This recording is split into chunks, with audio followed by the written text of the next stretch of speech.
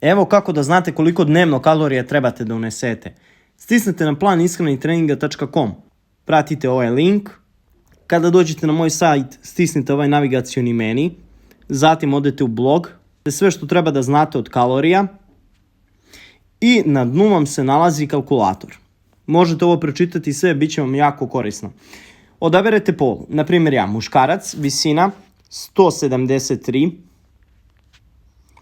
unosimo težinu 84 kg, starost 25 godina, treniram 6 do 7 puta nedeljno i izračunam. Vaš BMR je 1918 kalorija. To znači da ja moram dnevno da donesem 1900 kalorija ako mislim da preživim. Vaš TD je 3309. Znači moram da unesem 3309 kalorija da bih održao